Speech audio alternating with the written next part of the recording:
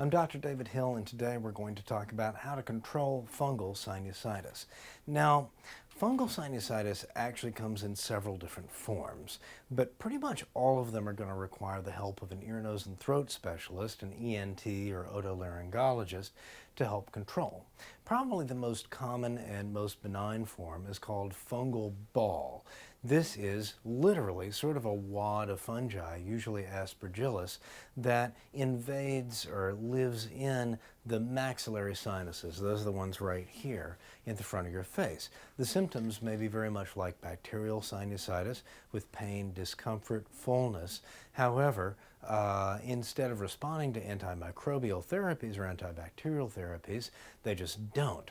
The only way to really fix that is for an ear, nose, and throat surgeon to do a relatively simple procedure called an endoscopic exploration of the sinus. Usually they can remove the fungal ball, and that's often curative. Now, there can also be a more chronic, indolent condition called allergic fungal sinusitis, and this is not just one mass. It's really sort of fungal spores that have gotten into the sinuses, usually in somebody who already has allergies, and cause kind of a combination of fungal infection and allergies. In addition to, again, having sinus surgery to scrape that gunk out of the sinuses, the patient will often also need chronic allergy therapy to keep the allergy under control. It not infrequently comes back, and so having a good relationship with your ear, nose, and throat doctor is important. Now, the most serious kind of fungal infections of the sinus are also the least common, especially in the United States, and that's good news because they can be really nasty, and that's invasive fungal sinusitis. In many cases, the worst cases are associated with forms of immunodeficiency, either through chemotherapy, very severe diabetes, HIV, or other diseases that affect the immune system.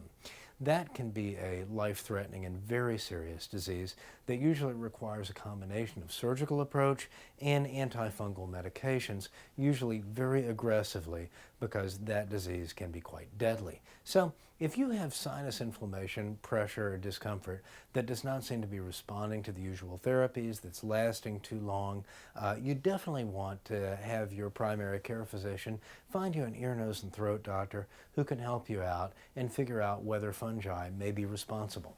Talking about what to do for fungal sinusitis, I'm Dr. David Hill.